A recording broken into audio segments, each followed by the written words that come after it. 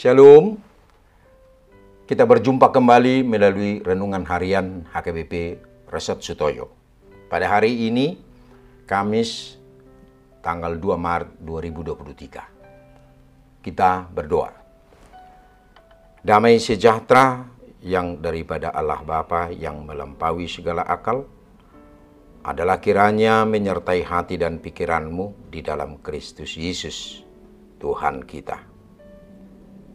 Amin. Firman Tuhan untuk kita pada hari ini, yaitu yang tertulis dalam Matius pasal 5 ayat 10. Berbahagialah orang yang dianiaya oleh sebab kebenaran, karena merekalah yang empunya kerajaan surga. Dalam bahasa Batak, mertua ma napina buru-buru ni halak ala ni hati goran. Aidina sidado harajaon banua gecange. Saudara yang terkasih dalam nama Tuhan Yesus Kristus, ada sebuah buku yang dituliskan oleh Ira C. dengan judul Semakin Dibabat, Semakin Merambat. Buku ini berisikan kisah pengalaman orang Kristen sejak abad yang pertama. Tidak sedikit dari mereka yang harus mengalami penganiayaan karena mereka tetap setia dan kukuh untuk mempertahankan imannya kepada Kristus. Banyak yang meregang nyawa, kehilangan harta benda, kehilangan sanak saudara. Namun mereka tetap dalam kesetiaan beriman kepada Yesus Kristus.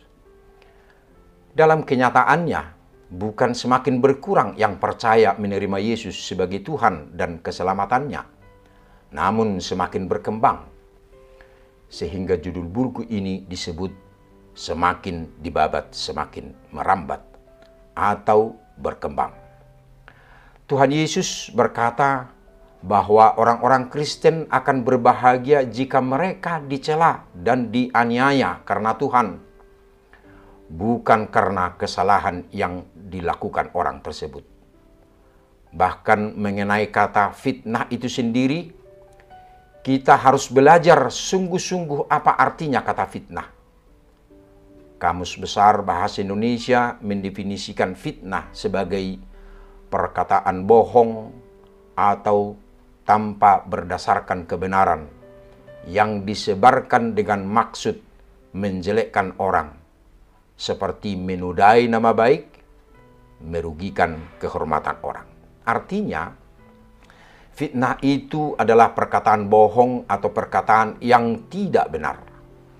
Jika memang orang yang menghina kita karena kesalahan yang kita lakukan, itu bukanlah fitnah, melainkan fakta. Jadi dalam hal ini, kita tidak bisa mengaku bahwa kita difitnah, melainkan memang faktanya kita melakukan segala yang jahat. Saudara yang terkasih dalam nama Tuhan Yesus Kristus. Namun jika kita difitnah padahal kita melakukan kebenaran, sama seperti Tuhan Yesus menderita dan difitnah karena melakukan apa yang benar di hadapan Allah Bapa, maka kita patut bersukacita dan bergembira. Alasan kita bersukacita dan berbahagia adalah karena upah kita besar di surga. Tentu dalam hal ini kita harus melihat kehidupan para nabi di masa perjanjian lama yang telah mengalami aniaya karena memilih hidup yang benar.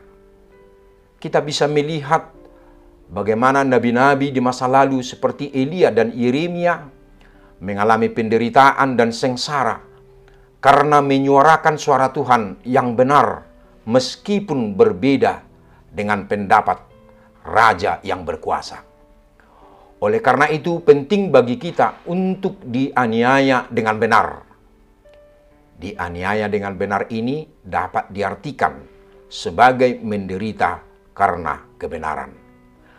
Kalaupun kita tidak sampai mengalami penderitaan fisik karena melakukan yang benar, minimal jiwa kita akan tersiksa dan menderita jika kita melihat orang-orang yang tidak melakukan kebenaran. Kita mungkin tersudut jika kita tahu apa yang benar dan tetap bertahan dengan prinsip kebenaran itu, walaupun orang lain melakukan yang sebaliknya.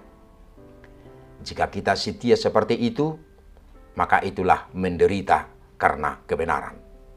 Maka Yesus mau berpesan, kita akan menjadi orang yang paling berbahagia jika kita hidup dalam kebenaran dan kesetiaan.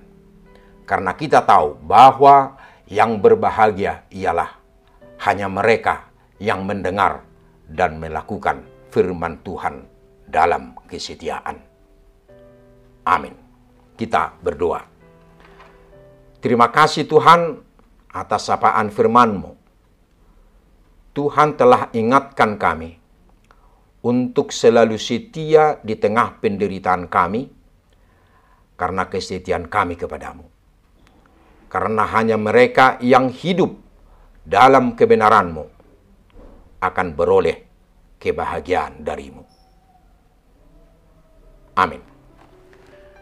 Saudara yang terkasih dalam nama Tuhan Yesus, selamat beraktivitas pada hari ini. Salam sehat, Tuhan Yesus memberkati. Shalom.